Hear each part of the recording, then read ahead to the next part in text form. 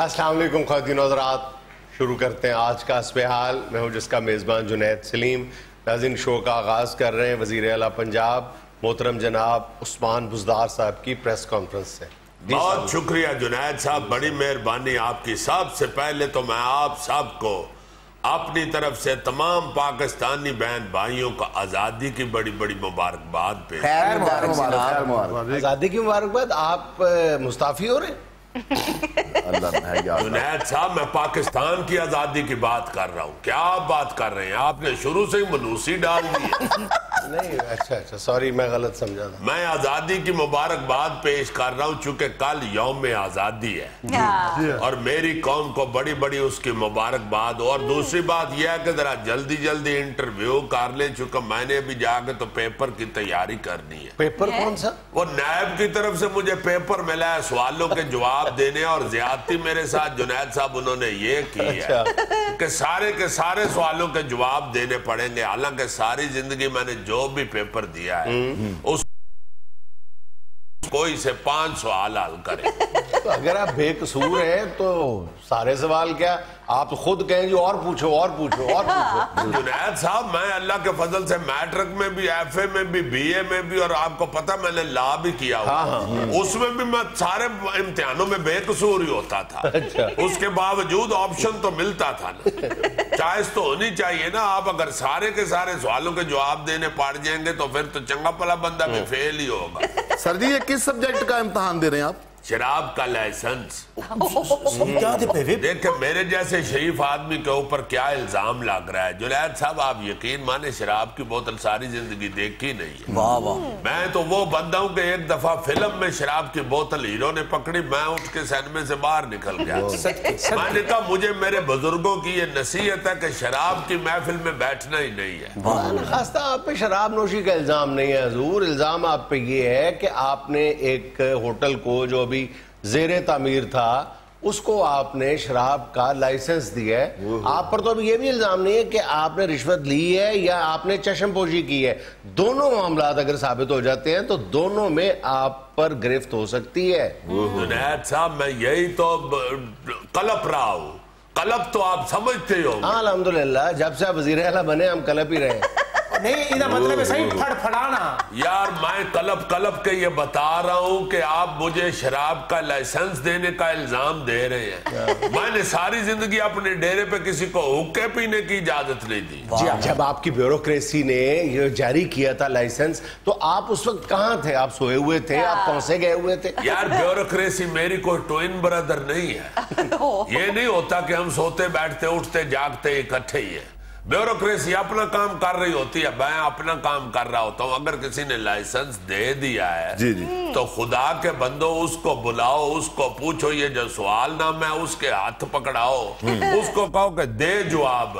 آپ نے اتنا لمبا سوال نامہ میرے ہاتھے پکڑا دیا، اب میں اس کا جواب تو انشاءاللہ دے ہی دوں گا۔ مگر جنید صاحب، آپشن بڑا ضروری ہے۔ کوئی سے 5 سوالوں کے جواب ہونے چاہیے تھے، یہ انہوں نے زیادتی کی ہے، مگر میں گھبرانے والا نہیں ہوں۔ آپ نے دیکھا اللہ کے فضل سے مجھ سے ایک دن پہلے جو پیشی بھگتی گئی ہے اور جو ادھر ڈرامہ کیا گیا ہے اور اپنے لوگوں کو لے جا کے میڈیا کے اوپر یہ بتایا گیا ہے کہ ہمارے ساتھ یہ زیادتی ہو رہی ہے، میں ایسے ڈرامے نہیں کرتا، میں اکیلا گیا ہوں آپ کے سامنے۔ جی ٹھیک ہے، لیکن آپ نے بھی وہی کام کیا جو انہوں نے کیا۔ انہوں نے بھی سوالوں کے جواب نہیں دیا، آپ نے بھی سوالوں کے جواب نہیں دیے۔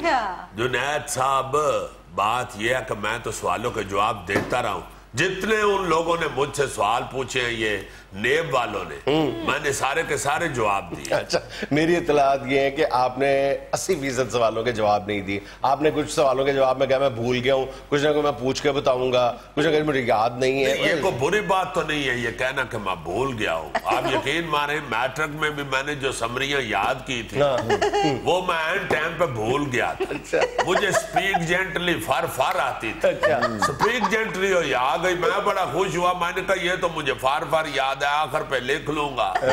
جب آخر پہ باری آئی سپیک جینٹلی کی تو ساری کی ساری ذہن سے اٹھ گئی۔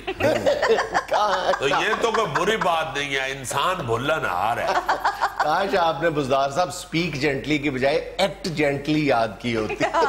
آپ کیا سمجھتے ہیں کہ مجھے اس کی سمجھ نہیں آئی؟ जुनैद साहब अल्लाह के फजल से अंग्रेजी भी बड़ी अच्छी समझ लेता हूँ, जबरदस्त। मगर बोलते ये नैब वाले जरा तेज हैं। इनको मैंने कहा देखे जो जिस चीज की मुझे समझ नहीं आई, जो मैंने कहा है कि मुझे समझ नहीं आई आपकी बात की या मैं जवाब नहीं दे पा रहा, उसमें उन्होंने जरा अंग्रेजी तेज बोली। मैंने कहा देखे ये भी आप बुरा लगता है कि बंदा नैब वालों को कहे कि ये जो आपने सवाल किया जरा इसके स्पेलिंग कर दे। अगले नैब वाले हैं वो तो एक मिनट में गुस्सा कर जाते हैं और उसके बाद वो सुनते भी नहीं। ऊपर से जुनैद साहब बड़ी ज्यादती ये इन्होंने की है, एक तो ये ऑप्शन नहीं दिया कि कोई से 5 सवाल हल करें, ऊपर से धड़ाधड़ सवाल करते जा रहे हैं और वक्त मुझे पता कितना मिला है। देखे मैट्रिक हो, FA हो, BA हो, LLB मैंने किया हुआ है, आप सब जानते हैं। सब में पेपर का टाइम कम से कम 3 घंटे हो। बिल्कुल होता है। इन्होंने 1 घंटा 40 मिनट में मुझसे पेपर छीन लिया। कम से कम मुझे 3 घंटे तो पूरे दें, अगर फिर भी मैं सवालों के जवाब ना दे सकूं। मुझे जुनैद साहब आदत है, मैं आखिरी आधे घंटे में तेज होता हूँ। पेपर जब भी हुआ है ना, मैंने पास मार्क्स जो लिए हैं वो लिए ही आखिरी आधे घंटे। वो बादशाह में भी हमने देख लिया कि आप आखिरी आधे घंटे में तेज हो। ये इन्होंने वही तो मुझे आधा घंटा जो आखिरी है वो नहीं दिया। यही तो स्यापा है, तो फिर बंदा फेल नहीं होगा तो और क्या होगा। मगर उसके बावजूद अल्लाह ताला के फजलो करम से और अपने लीडर के विजन के मुताबिक मैंने जवाब तो धड़ाधड़ दिए। अच्छा। मगर अब देखे कितने नंबर आते हैं। बाकी जो सवाल उन्होंने मुझे घर जाके हल करने के लिए दिए वो तो अल्लाह के फजल से मैं बैठ गया हूँ। वो आप आराम से टका के बूटी मारे उसमें। नहीं बूटी अल्लाह के फजल से नहीं मतलब ब्यूरोक्रेसी को बुलाए, उनसे पूछे कि क्या जवाब देना है। ये तो मेरा हक बनता है, ये कोई ज्यादती नहीं है, ना ये कोई बूटी या नकल है। देखिए मैं ये पूछ सकता हूँ अपने अफसरों के, इधर आओ ना जरा, सिट डाउन प्लीज।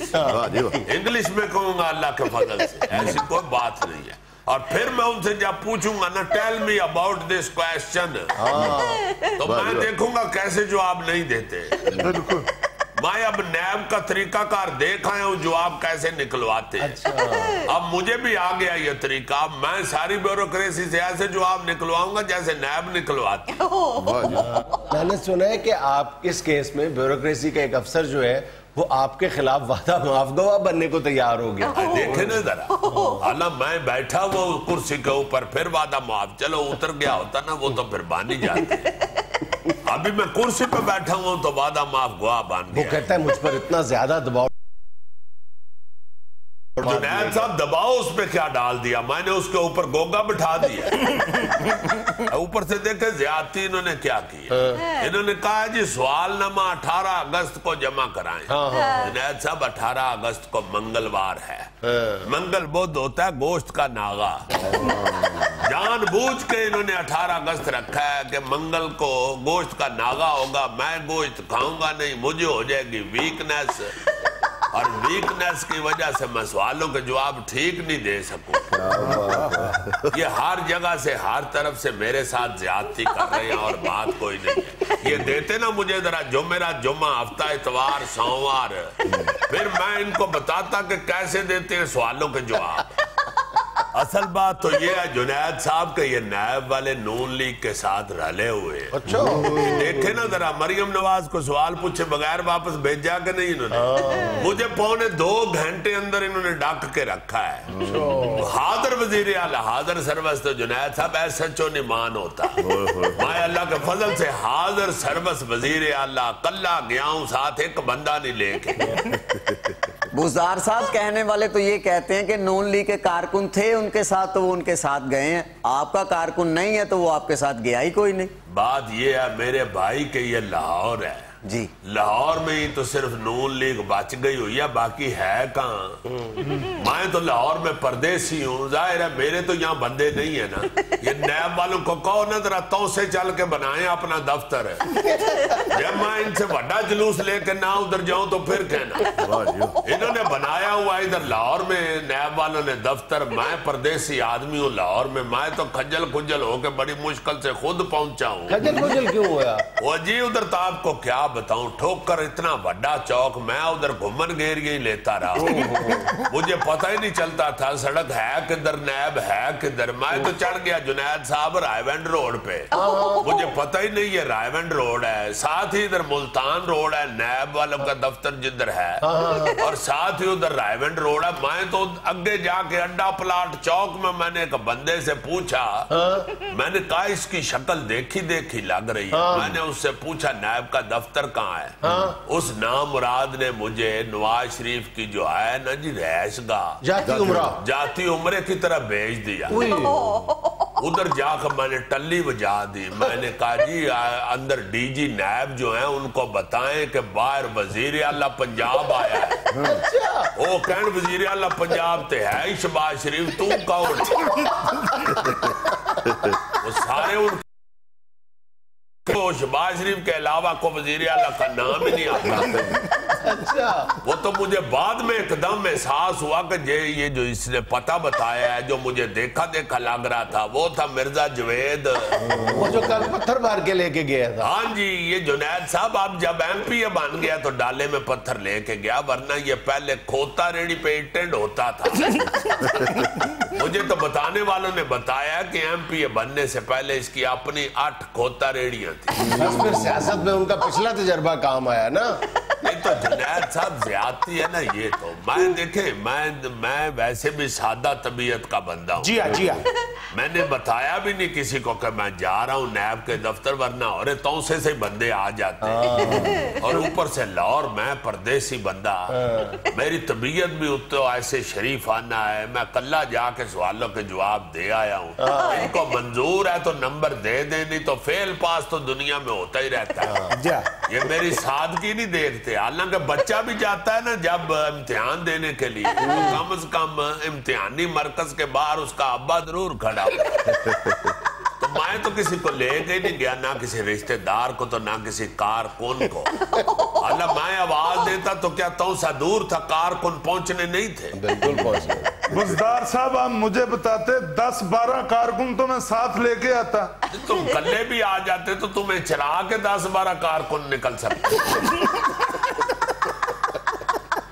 दुनिया में लेना एक छोटा सा वक्फा, हमारे साथ रहिएगा।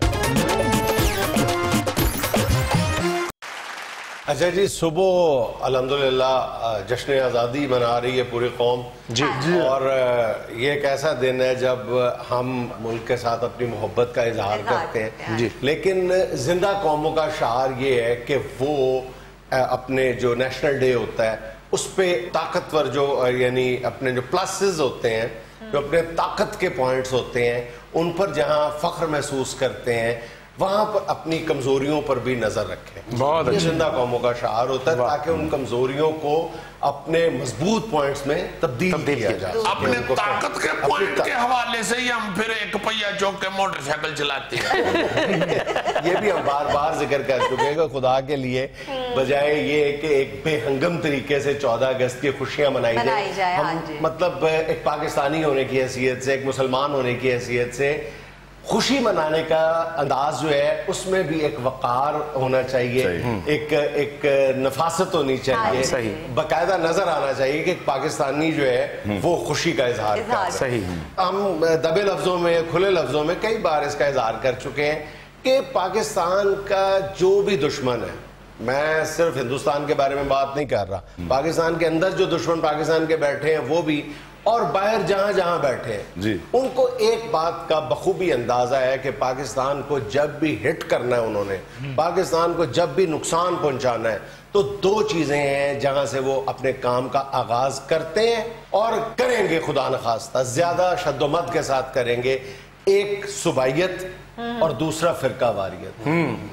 इन 2 पॉइंट्स पे अगर हम अपनी पूरी तवज्जो मरकूज कर लें, हमने इन दोनों ये जो हमारे वीक पॉइंट्स हैं इनको हमने अपना स्ट्रॉन्ग पॉइंट बनाना है, तो मैं पूरे यकीन के साथ कह सकता हूं कि कोई भी ताकत पाकिस्तान में, मीडिया है, हुकूमत है, अदलिया है, फौज है, सारे मिलके ये जिम्मेदारी पूरी करें تو کوئی ایسی بعید نہیں ہے کہ ہم چند سالوں کے اندر ہی ہماری قومی یکجہتی کے لیے کہنا چاہیے ایک عذاب بنی ہوئی ہیں یہ دو چیزیں، ہم ان پر قابو پا سکیں۔ اب ہم کئی دفعہ اس کا ذکر کر چکے ہیں کہ یہ مطلب میں 14 اگست کے حوالے سے خاص طور پہ پہلے صوبائیت کی بات کرتا ہوں۔ دیکھیں کتنے افسوس کی بات ہے کہ پاکستان کی میرا خیال ہے کہ ایک محتاط اندازے کے مطابق 90-95% آبادی نے اپنے صوبے کے علاوہ باقی 3 صوبے کیا ایک صوبہ بھی نہیں دیکھا ہوا۔ دیکھیں نا ہماری جو ایک خاص کلاس ہے وہ چھٹیاں منانے کے لیے بیرون ملک رخ کرتی ہے، یا زیادہ سے زیادہ ہم مری کا غان ناران، ٹھیک ہے، ہمیں کبھی یہ شوق نہیں ہوا کہ ہم زیارت بھی جا کے دیکھیں، ہم جو سندھ میں پھیلی ہوئی خوبصورتیاں ہیں ان کو جا کے دیکھیں۔ لاہور میں رہنے والوں کو کبھی نہیں ہوا، کراچی میں رہنے والوں کو لاہور دیکھنے کا شوق نہیں ہے، ہمیں پشاور کی خوبصورتیاں مطلب پوری کے پی میں ان 2-3 شہروں کے علاوہ جو ٹورسٹ سپاٹ ہے ان کے علاوہ جو خوبصورتیاں پھیلی ہوئی ہیں، اور خوبصورتی کے علاوہ بھی اگر ان کی کوئی ہسٹورک سگنیفیکینس ہے، اگر ان کی کوئی تاریخی اہمیت ہے ان جگہوں کی، وہ ضرور دیکھنی چاہیے اور خود تردد کر کے تکلیف کر کے خود بھی اور بچوں کو بھی دکھانی چاہیے، پہلا نمبر۔ دوسرا یہ ایک عام شہری جو ہے پنجاب میں بیٹھا ہوا، کے پی میں بیٹھا ہوا، سندھ میں بیٹھا ہوا یا بلوچستان میں بیٹھا ہوا، وہ دوسرے لوگوں کے ساتھ، دوسرے صوبے کے لوگوں کے ساتھ کتنا رابطہ رکھتا ہے؟ جو گھر میں ہے وہ تو بالکل ہی نہیں دیکھتا، وہ تو کوئی اس کا رابطہ نہیں ہے۔ زیادہ سے زیادہ رابطہ جو ہوتا ہے 3-4 وہ کاروباری رابطہ ہوتا ہے، جو کاروبار کرتے ہیں، جو تجارت کرتے ہیں، ان کا رابطہ 4 صوبوں میں ہوتا ہے، ایک نمبر 1۔ دوسرے جو بیوروکریٹس ہوتے ہیں، جو ملازمتیں کرتے ہیں، وہ ایک سے مطلب اسلام آباد میں آپ کو 4 صوبوں کے لوگ ملتے ہیں، ٹھیک ہے۔ اب یہ جو 2-3 جو شعبے جن کا میں ذکر کر رہا ہوں، یا تعلیمی اداروں میں بھی کسی حد تک جو ہے وہ کوٹا دوسرے صوبوں کا رکھا ہوا ہے، وہاں پر بھی مختلف صوبوں کے لوگ ملتے ہیں۔ اب یہ جو 3-4 شعبوں میں رہنے والے لوگ ہیں، ان کا فرض بنتا ہے کہ یہ اچھے سفیر کا کردار ادا کریں، یہ اپنی زبان سے، اپنے رویے سے کسی ایسی بات کا اظہار نہ کریں جو نفرت کا باعث بنتا ہے، بلکہ اس طرح ڈیل کریں دوسرے صوبوں کو، لوگوں کو، کہ وہ آپ کو اپنا بھائی محسوس کرے، بالکل وہ یہ بالکل فیل نہ کرے کہ جناب یہ سندھ کا ہے، یہ پنجاب کا ہے، بلکہ بالکل وہ یکجان ہو کے بالکل دانستہ طور پہ اس بات کا خیال رکھیں کہ یار میرا کوئی لفظ، میرا کوئی جملہ، میری کوئی بات، میرا کوئی جیسچر ایسا نہ ہو کہ اس کا دل دکھے، اس کی دل آزاری ہو۔ بالکل صحیح۔ یہ ثقافت کے حوالے سے یہ 20-25 سال پہلے کی بات ہے کہ یہاں آرٹس کونسلوں میں سارے صوبوں کی نمائندگی موجود ہے۔ بالکل صحیح۔ یہ لاہور کے آرٹس کونسل میں، پنجاب آرٹس کونسل جو ہے لاہور کے اندر، یہاں پہ سارے صوبوں کی، پاکستان کی تمام جو ثقافتیں ہیں ان کی نمائندگی موجود ہوتی تھی، وہ رقص کے حوالے سے، وہ آرٹ کے حوالے سے، موسیقی کے حوالے سے، ہاں جی، مصوری کے حوالے سے، ہر طرف سے نمائندگی یہاں پہ کی جاتی تھی اور اس کا مظاہرہ کیا جاتا تھا ہر فنکشن میں۔ بین الصوبائی کھیل ہوا کرتے تھے ہمارے، 5 سال ہو گئے بین الصوبائی کھیل ہی نہیں ہو رہے۔ بالکل صحیح ہے، اور کسی کو احساس نہیں ہے کہ یہ کتنا بڑا ایک سلسلہ تھا قومی یکجہتی پیدا کرنے کا، آپس میں جوڑنے کا۔ بالکل صحیح۔ اچھا، یہ پچھلے دنوں ISPR نے بھی ایک خبردار کیا پوری قوم کو کہ یہ جو صوبائیت بھی اور فرقہ واریت بھی، اس حوالے سے مختلف ملکوں سے یہ، اور بارہا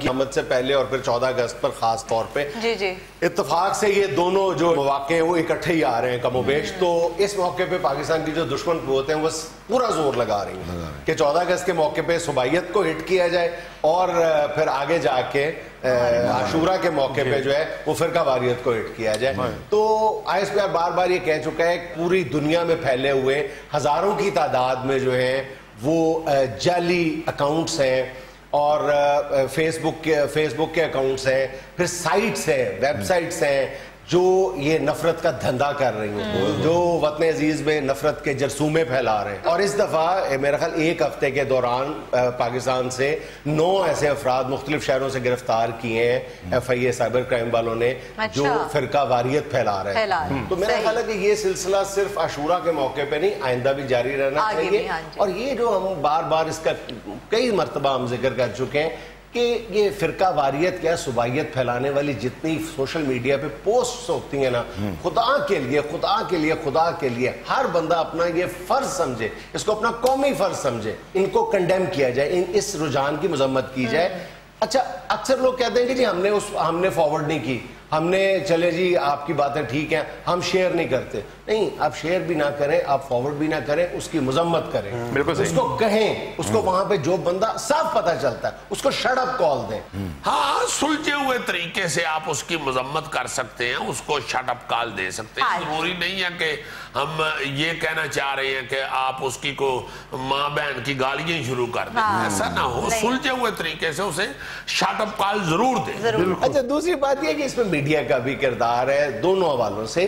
میڈیا کو چاہیے کہ ایسے جو صوبائیت اور فرقہ واریت پھیلانے والے دونوں حوالوں سے میں بات کروں گا کہ نہ ایسے مطلب سیاسی کھلاڑیوں کو دعوت دی جائے، زیادہ پروموٹ کیا جائے، اور نہ ایسے علماء کو دعوت دی جائے. صاف پتہ چلتا ہے کہ وہ بظاہر تو بات کر رہے ہوتے ہیں، نہیں جی نہیں میں فرقہ واریت کی بات نہیں کرتا، ہم فرقہ واریت کی بات نہیں کرتے، لیکن بات کو گھما شما کے وہ لے کے پھر فرقہ واریت. اب یہ ہو گیا ہے، مطلب اللہ ہم پر رحم فرمائے کہ جو آ رہا ہے تو ایک طرف آل رسول صلی اللہ علیہ وسلم کے بارے میں عجیب و غریب نفرت میں ہم اتنے اندھے ہو گئے ہیں فرقہ واریت کے زہر نے، اور یہ زہر نے ہمارے دماغوں پر اور آنکھوں پہ اثر کیا ہے. ایک طرف وہ ہے اور دوسری طرف صحابہ کرام کی شان میں گستاخی کرنے والوں کی بھی اب کمی نہیں ہے، اور ہم اس کو باقاعدہ سمجھتے ہیں کہ یہ ہمارے دین کا، ہماری دینی حمیت کا تقاضا ہے کہ ہم یہ کام کریں. روکنے والے بھی بہت ہیں لیکن اس رجحان کو فروغ دینے والے بھی کم نہیں ہے. اللہ معاف کرے، اتنی سی زندگیاں ہیں اور روزانہ ہم دیکھتے ہیں ہمارے دائیں بائیں جو جنازے اٹھ رہے ہیں، قبروں میں لوگ جا رہے ہیں، بڑی تیزی سے یہ سفر طے ہو رہا ہے. یہ چھوٹے سے سفر میں اگر ہم اس طرح کی حرکتیں کرتے ہی گزار دیں گے تو کیا بنے گا ہمارا.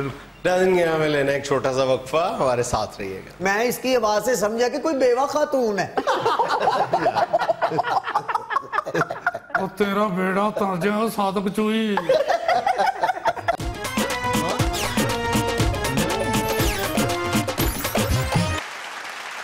ناظرین آئیے جاننے کی کوشش کرتے ہیں ایک پراپرٹی ڈیلر اور کرایہ دار کے باہمی جھگڑے کی بنیادی وجوہات کیا ہیں. جی نہیں جنید صاحب جھگڑا کوئی نہیں ہے. جنید صاحب میں ایسا اس کے پاس پھنسا ہوا ہوں، اس سے پہلے میری اچھی والی زندگی گزر رہی تھی، ایسی میری اس کی ملاقات ہوئی ہے، پہلے یہ دوست بنا ہے، اب دشمن بھی نہیں بن رہا. صحیح چلاکی ایسی دکھاتا ہے کہ میں حیران ہو جاتا ہوں. کیوں نہیں غلط بیانی کیوں کرتا؟ اور نہیں حضور، میں نے کوئی دھوکہ نہیں دیا، میں نے تو اس کے لیے ہمدردی کے ساتھ دل و جان سے مکان ڈھونڈا ہے، کیونکہ جب اس نے مجھے پہلی دفعہ فون کیا ہے میں اس کی آواز سے سمجھا کہ کوئی بیوہ خاتون ہے. تیرا بیڑا تر جائے صادق چوئی. لو جی میں آج سمجھاؤں، جب میں نے پہلی دفعہ اسے فون کر کے بتایا نا کہ میں نے ہفتے میں مکان خالی کرنا ہے، مجھے جلدی سے کوئی مکان ڈھونڈ دے، تو یہ واقعی پھر مجھے بیوہ ہی سمجھ رہا تھا، کیونکہ اس نے مجھے کہا ہے کہ میں ڈھونڈنے کی پوری کوشش کروں گا، مگر اگر نہ ملا مکان تو آپ کچھ دیر کے لیے میرے گھر شفٹ ہو جائے.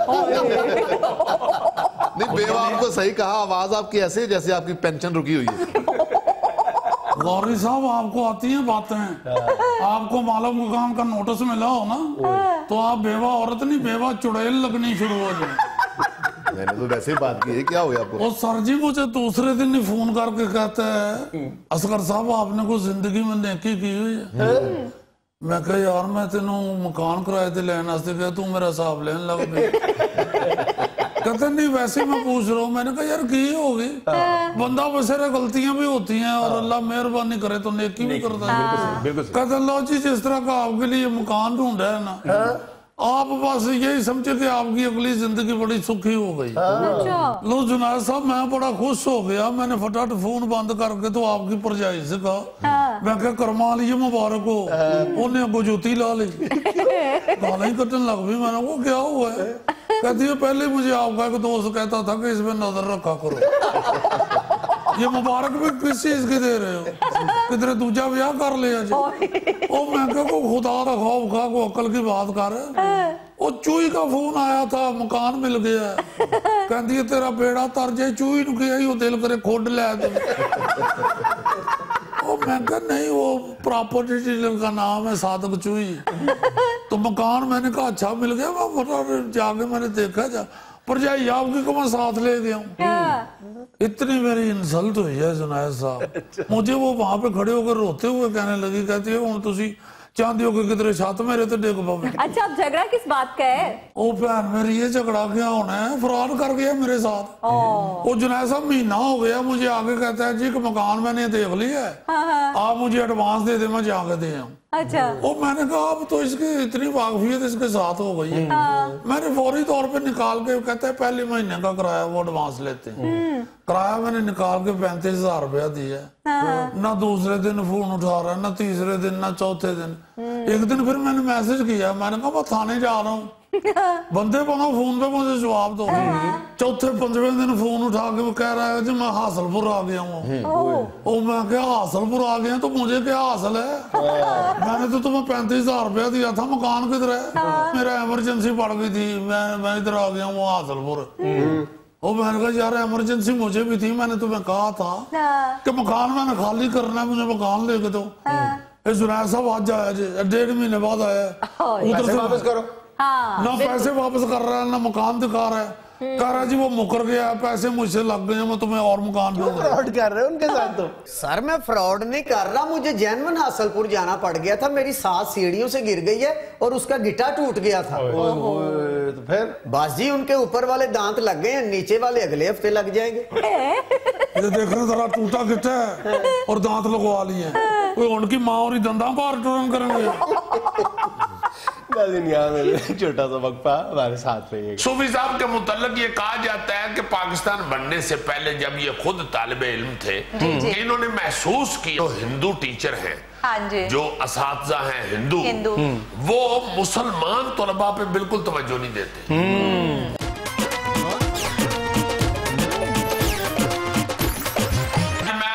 شہر گجرانوالہ کی ایک ایسی نامور اور پیاری شخصیت کو یاد کرنا چاہتا ہوں جی جنہوں نے پاکستان بننے سے پہلے اور اس کے بعد بھی تعلیمی میدان میں مسلمان طالب علموں کے اوپر اس قدر انتھک محنت کی اور اس قدر تعلیم پھیلائی کہ ان کو سر سید آف گجرانوالہ کا خطاب دیا گیا کیا بات ہے سر یہ میری مراد صوفی جمال اللہ مرحوم سے ہے صوفی جمال مرحوم جو ہے نا جی وہ ایک اتنی بڑی اور اہم شخصیت ہوئے ہیں گجرانوالہ کی کہ میں بزرگوں سے سن کے حیران ہوتا تھا کہ یار یہ کیسے ایک ایم بنا کے چلنے والے اور ایک اپنے مقصد کے تحت زندگی گزارنے والے لوگ صوفی صاحب کے متعلق یہ کہا جاتا ہے کہ پاکستان بننے سے پہلے جب یہ خود طالب علم تھے کہ انہوں نے محسوس کیا کہ جو ہندو ٹیچر ہیں جو اساتذہ ہیں ہندو وہ مسلمان طلباء پہ بالکل توجہ نہیں دیتے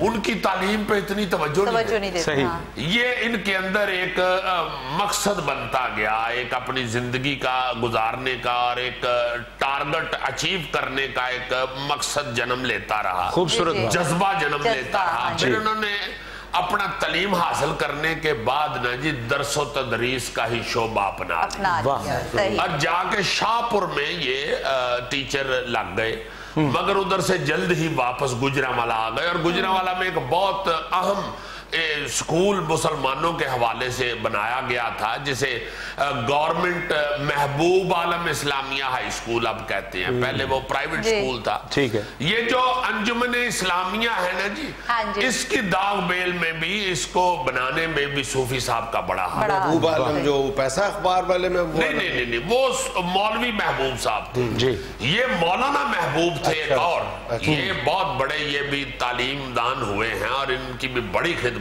ہیں انہوں نے وہاں پہ گجرانوالہ میں یہ سکول کھولا مسلمان بچوں کے لیے ایک سندھ کے گورنر ہوئے ہیں دین محمد ان کے بھائی تھے ایک مولانا عطا محمد صاحب انہوں نے بھی اپنے نام سے لوگوں سے ایک پیسہ اکٹھا کر کے سکول بنایا عطا محمد ہائی سکول وہ بھی گجرانوالہ میں یہ صوفی صاحب نے کہ تو Mehboob Alam high school join کیا اور اس قدر وہاں پہ محنت کی کہ کچھ دیر بعد ہی نے وہاں پہ ہیڈ ماسٹر لگا دیا گیا. اچھا.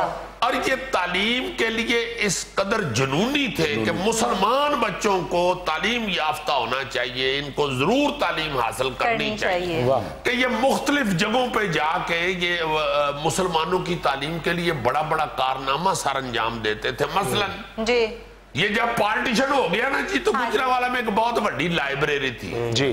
وہاں پہ ایک خالصہ کالج تھا, ایک ہندو کالج تھا. وہاں پہ خالصہ کالج میں بہت بڑی لائبریری تھی اور بہت بڑے سکھوں کے جو تعلیم دان تھے انہوں نے وہاں سے وہ جو کتابیں تھی نا وہ وہاں پہ شفٹ کرنی چاہی ہندوستان میں, مگر وہاں پہ پہنچ گئے صوفی جمال صاحب. انہوں نے جا کے ریکویسٹ کی کہ یہ نہ کرو, یہ تعلیمی میدان جو ہے اس میں آپ لوگ ایک دوسرے کا مقابلہ نہ کریں, اس میں ایک دوسرے سے زیادتی نہ کریں, یہ سب کا حق ہے. تو یہ کتابیں جو ہیں یہ گجرانوالہ شہر کی ہیں, ان کو یہی رہنے دو. پھر انہوں نے بھی وہ جو سکھ تعلیم دان تھے, مجھے اب ان کا نام بول رہا ہے, انہوں نے پھر وہ لائبریری کو نہیں چھیڑا اور چلے گئے, خود چلے گئے. پھر یہ جو اسلامیہ کالج ہے اب گجرانوالہ کا, یہ بھی یہ ہندو کالج تھا. اس سے پہلے کہ اس پہ لوگ جا کے حملہ کر دیتے, صوفی صاحب نے فوری طور پہ اس کا بورڈ بنوا کے نا اسلامیہ کالج تو وہاں جا کے لگا دیا. کیا بات ہے, واہ واہ واہ. اب اسلامیہ کالج ہے, یہ مسلمانوں کا کالج ہے اور اسے کالج ہی رہنا چاہیے اور اس کو نقصان بالکل نہ پہنچائیں. ایک گجرانوالہ کے اور بہت بڑے استاد ہوئے ہیں پروفیسر اقبال جاوید صاحب, انہوں نے بے شمار کتابیں لکھی ہیں, گرامر اردو کے حوالے سے ان کا بڑا کام ہے. انہوں نے اپنے کالم میں لکھا ہوا ہے کہ صوفی جمال اللہ مرحوم نے درس و تدریس کے میدان میں اس وقت شمع روشن کی جب غیر مسلم چھائے ہوئے تھے. تعلیم کے میدان میں غیر مسلم چھائے ہوئے تھے, مسلمان بیچارے نکرے لگے ہوئے تھے. اس وقت صوفی صاحب نے یہ جو سر سید احمد خان نے کیا تھا, بڑا ہندوستان کی سطح. اس طرح کے بڑے بڑے عجیب کام یہ صوفی صاحب کیا کرتے تھے اور انہوں نے اپنے شاگردوں میں اتنا بڑا آدمی پیدا کیا ہے کہ آپ سن کے حیران ہوں گے. ان کے طلباء جو تھے نا انتہائی ذہین, چونکہ انہوں نے محنت بڑی.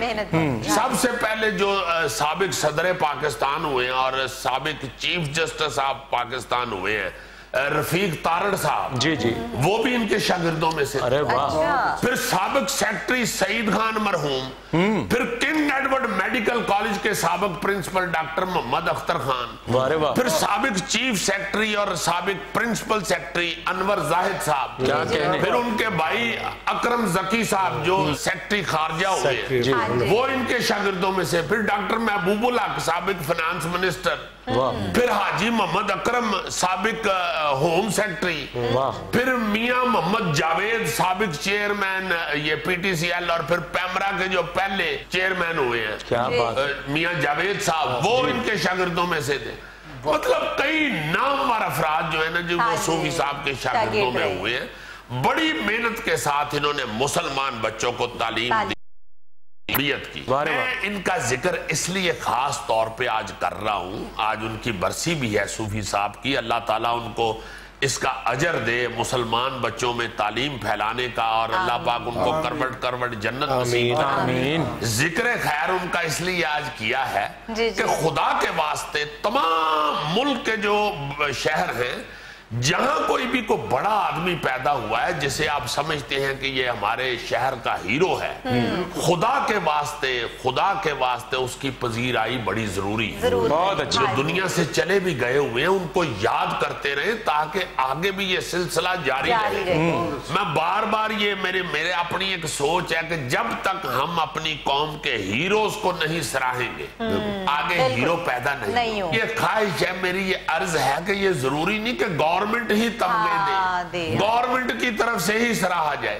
مثلا میں یہ کہتا ہوں کہ ہمارے جو شہر گجرانوالہ کا چیمبر آف کامرس ہے وہ انڈسٹریلسٹ لوگ ہیں, وہ کروڑ پتی لوگ جو ہیں وہ اتنا تو کریں کہ اپنے ملک میں تعلیم کے میدان میں, اپنے ملک کے میڈیکل کے میدان میں, اپنے ملک کی انڈسٹری کے میدان میں جو ان کے ہیروز ہیں جو گزر چکے ہیں اور جو آگے موجود ہیں ان کو سراہیں, ان کو یاد رکھیں. خدا کے واسطے یہ جو بڑے بڑے لوگ ہمارے شہر کے ہوئے ہیں, اپنے اپنے شہروں کے سب کے جو بڑے لوگ ہیں ان کی عزت افزائی ضرور کریں. ان کی کم از کم برسی یا ان کی جو برتھ ڈے ہے اس پہ ان کو یاد کیا جائے. چیمبر کے اندر, دفتروں کے اندر کوئی چھوٹا سا فنکشن کریں, ان کو یاد کریں, کوئی 4 بینر لگائیں شہر میں کہ بھائی ہمارے شہر کا یہ کوئی بڑا آدمی ہوا ہے اور ہم اس کو سلوٹ پیش کرتے ہیں, ہم اس کی خدمات کو سراہتے ہیں اور شکریہ ادا کرتے ہیں. بالکل سر. اتنے 4 پیسے لگا کے 4 لفظ بولنے سے کیا جاتا ہے؟ کیا خوبصورت بات. میں ایمان سے یاد کر رہا تھا آج صوفی صاحب کو, میں کہہ رہا تھا کہ یار دیکھیں ان لوگوں نے کس قدر محنت کے ساتھ, انتھک محنت کے ساتھ یہ اپنا کام کیا ہوا ہے, جنونی ہو کے. کس طرح انہوں نے مسلمانوں کے لیے خدمات سر انجام دی ہیں, کس قدر انہوں نے طلباء کے لیے محنت کی ہوئی ہے, اور آج ان کو کوئی یاد ہی نہیں کر رہا. اگر پڑھے لکھے شعبے کا یہ حال ہے تو دوسرے شعبے تو پھر چین ہی نہیں. ناظرین, یہ تھا آج کا حسب حال, اور چھوٹی سی بات یہ کہ ہر کسی پر اعتبار کرنا خطرناک ہے, لیکن کسی پر اعتبار نہ کرنا اس سے بھی زیادہ خطرناک. خوش رہیں, خوش رکھیں. آپ سے ملاقات ہوگی انشاءاللہ کل. اللہ حافظ. Hi, it's Sayyeda Shanaz here. Thank you for watching Dunya News. For more videos and updates, don't forget to click the subscribe button. Keep watching Dunya News.